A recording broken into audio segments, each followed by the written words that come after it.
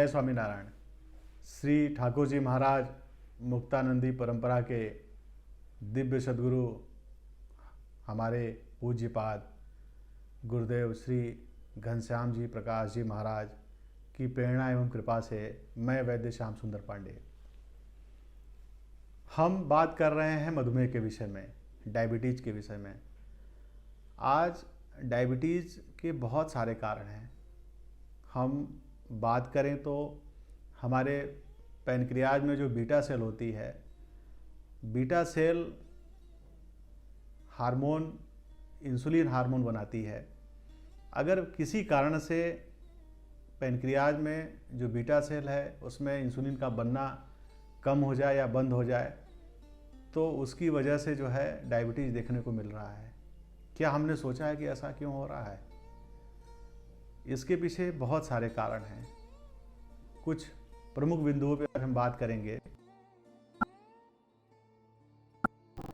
फल और सब्जी पेस्टिसाइड का हो रहा है। ऐसे फल और सब्जियों को हम खाते हैं। उन फलों और सब्जियों के खाने से हमारे बीटा सेल्स नष्ट हो रहे हैं, जिससे हमारे शरीर में इंसुलिन धीरे धीरे कम बन रहे हैं। ऐसे बहुत सारे केमिकल हैं, जैसे लेड क्रोमेट है, इसके साथ अजीनोमोटो है, मोनो सोडियम ग्लूटामेट जिसको एक तरीके का नमक है, उसके सेवन से भी ऐसी समस्या देखने को मिल रही है। हम बहुत सारे ऐसे डाइट ले रहे हैं जिसमें ग्लूटीन बहुत ज़्यादा है। ये ग्लूटीन हमारे शरीर में जा कर के इंडोटॉक्सिन आम का निर्माण कर रहे हैं। ऐसी बहुत सारी दवाइयाँ हैं जिसके सेवन से भी हमारे बीटा सेल्स में इंसुलिन का जो सेक्रेशन है, इंसुलिन का जो फॉर्मेशन है वो धीरे धीरे कम हो जाता है। इसके साथ ही हमारा आज का जो लाइफ स्टाइल है उसमें स्ट्रेस बहुत ज़्यादा है। हमारे शरीर में इंसुलिन बन रहा है मगर वो वर्क नहीं करता है। तो इसको ध्यान रखने की आवश्यकता है कि ऐसे फल और सब्जियां जिनमें पेस्टिसाइड का बहुत तेज़ी से इस्तेमाल हो रहा है उसको खाने से बचें हम। और डायबिटीज़ न हो उसके लिए हमारा आहार कैसा हो, तो उसके लिए हमें लघु सुपाच्य आहार लेना है। ऐसा आहार जो हमारे देश, काल, परिस्थिति और ऋतु के हिसाब से हो। जो सीजनल चीज़ें आती हैं हमें उसे खाना चाहिए।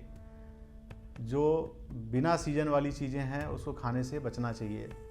हमें अपने डाइट में मिलेट्स का प्रयोग करना चाहिए, जैसे जौ, बाजरा, कुटकी, कंगनी, रागी।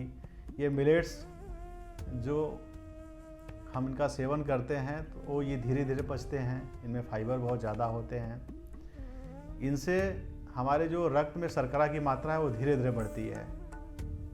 ऐसे व्यक्तियों में जिनमें परिवार में शुगर की हिस्ट्री है उनको अपने डाइट में जो है मिलेट्स का प्रयोग करना चाहिए। आगे के एपिसोड में हम मिलेट्स पे एक ज़रूर वीडियो बनाएंगे। साथ में अगर हम मूंग की दाल का सेवन करते हैं, सब्जियों में करेला, परवल, तरोई, नेनुआ, लौकी, इन सभी का सेवन करना चाहिए। इससे हमारे रक्त में शर्करा की मात्रा सामान्य होती है। साथ ही हमारे रसोई घर में ऐसे बहुत सारे मसाले हैं जो कि हमारे शरीर में जो रक्त में शर्करा की मात्रा है उसको नियंत्रित करते हैं। उनमें प्रमुख रूप से दालचीनी, जिसे गरीबों का इंसुलिन भी कहते हैं, इसका हम 1 ग्राम की मात्रा में काढ़ा या चाय बना करके ले सकते हैं। और इसके साथ जो है मेथी का पाउडर भी बना करके लिया जा सकता है 1 ग्राम की मात्रा में भोजन से पहले। ये भी हमारे शरीर में हमारे शुगर को नियंत्रित करता है। इसके साथ हल्दी का जी बहुत अच्छा रोल है, एंटीसेप्टिक होता है हल्दी। तो ये सब सारी चीज़ें अगर हम इसका सेवन करते हैं तो हमें बहुत लाभ होता है। ऐसे व्यक्ति जो पित्तज प्रकृति के हैं, जिनमें पित्त बहुत ज़्यादा बढ़ा रहता है, उनमें हम करेले के सेवन और दालचीनी, मेथी, इन सभी के सेवन को डॉक्टर के परामर्श से ही लेने का जो है विधान बताते हैं। क्योंकि ऐसे व्यक्ति में पित्त प्रकोपित हो जाता है। अगर बहुत लंबे समय तक आप ये लेते हैं तो हो सकता है आपको एसिडिटी हो जाए, आपके पेट में दर्द हो। तो इन सभी का जो सेवन है वो लिमिटेड पीरियड के लिए करना चाहिए और बहुत अत्यधिक मात्रा में नहीं करना चाहिए। इसके साथ आप जो है फलों में सेब है, पपीता है, उसका सेवन कर सकते हैं। और चूँकि आहार के साथ विहार का भी बहुत महत्व है, तो हमें सवेरे मॉर्निंग वॉक करना चाहिए, कम से कम 3 से 4 किलोमीटर टहलना चाहिए। ऐसे रोगी शुगर के जो जिनमें कि जो है आप बहुत एक्सरसाइज नहीं कर सकते हैं, उनमें मंडूक आसन और भस्त्रिका प्राणायाम, पाद पश्चिमोत्तासन, सूर्य नमस्कार, इससे भी बहुत लाभ देखा गया है। आप इससे इसके साथ ही ऐसे व्यक्तियों में दिवा स्वप्न, अर्थात अगर आप दिन में सोते हैं तो उसको बंद कर देना चाहिए।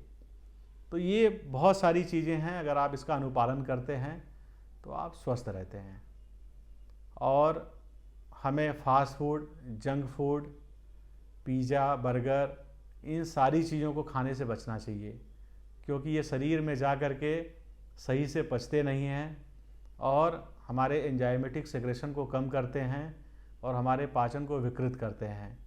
तो ये सारी चीज़ें भी हमारे लिए नुकसानदायक हैं और इसका सेवन हमें नहीं करना चाहिए।